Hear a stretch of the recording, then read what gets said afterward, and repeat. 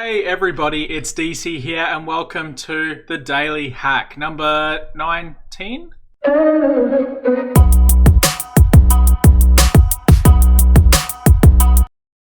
Can't believe I've been doing these videos for 19 straight days now, but yeah, anyway, let's get to the first news article. We've got San Francisco websites hacked, airport disclosures data breach. The San Francisco International Airport, or SFO, disclosed this week 2 of its websites had been hacked and led to the disclosure of some users' login credentials at both sites.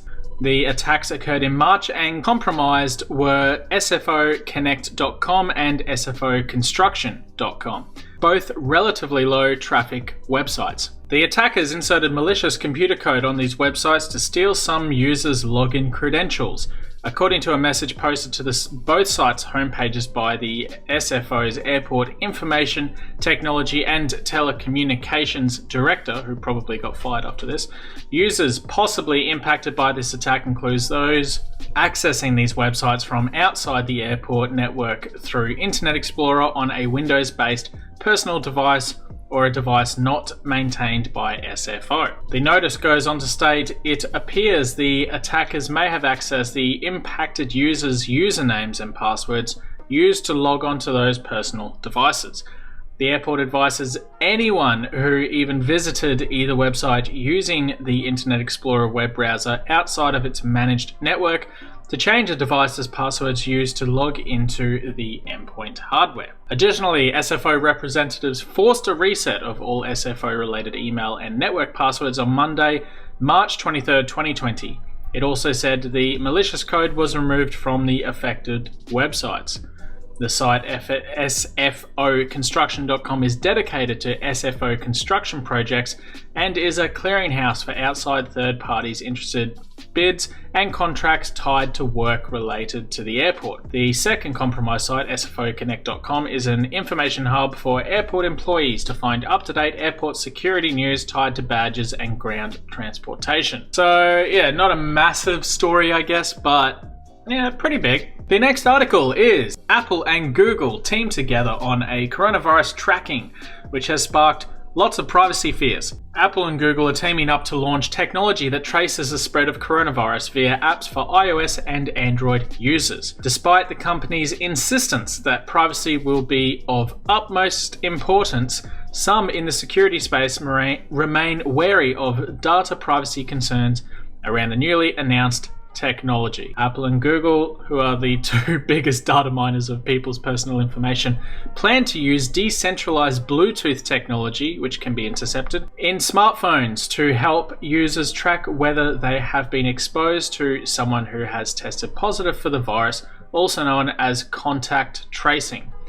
The way it works is this: any Android or iOS user who has opted in is assigned an anonymous identifier beacon, which will be transmitted to the other nearby device via Bluetooth. This is similar to Bluetooth signal tracing technique used in Singapore in a coronavirus tracking app called Trace Together, rolled out in March. Oh dear. It's kind of scary, isn't it? When 2 people who have opted into the contact tracing are in close contact for a certain period of time, their phones will exchange their anonymous identifier beacons. If one of the 2 is later diagnosed with the coronavirus, that infected person can enter the test results into an app, such as a compatible app from a public health authority. I'm curious if anyone is actually going to want to admit that they have coronavirus or not, to be completely honest. Like, would you really want that to be a publicly known thing so that if people come near you, they freak the fuck out? Because I'm pretty sure that's exactly what's going to happen.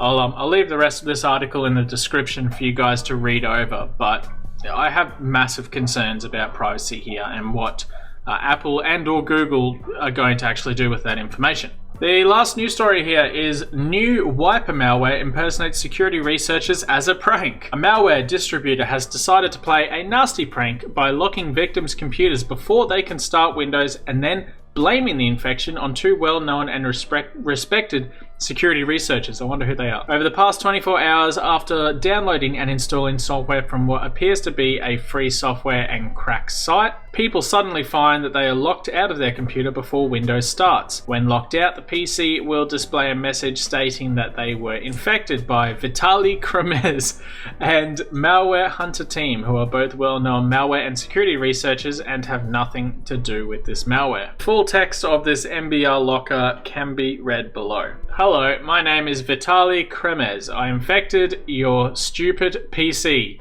You idiot. Write me on Twitter, VK_Intel, if you want your computer back. If I do not answer, write my husband's twitter.com/malware hunter team.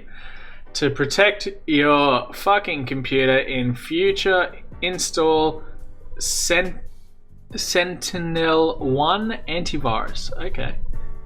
I work here as head of labs. Vitaly Kremez Incorporated 2020. It's pretty funny. Another variant calling itself Sentinel-1 Labs ransomware is being distributed targeted only Vitaly Kremez and discloses his email address and phone numbers. The text of this variant is: your system was unprotected, so we locked down access to Windows. You need to buy Sentinel-1 antivirus in order to restore your computer. My name is Vitaly Kremez. Contacts are below. That's pretty serious. After you buy my antivirus, I will send you unlock code.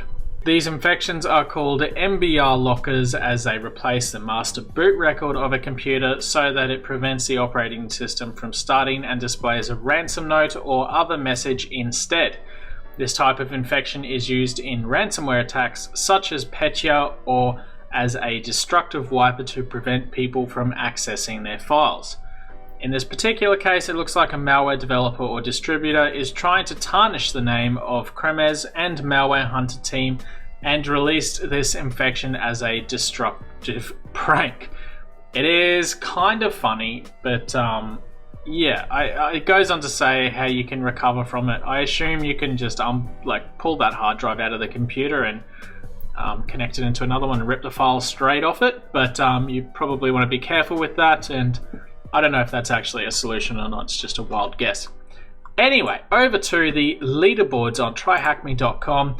This month we have ZT3R1 in first place from Sweden, smashing Rick Sanchez off the podium by how many points we got here? Almost 600, over 600 points. So yeah, congratulations ZT3R1 for taking first place. Second place is Rick Sanchez 0137. Sorry to see you drop, but you can't always stay at the top. That's the aim of the game.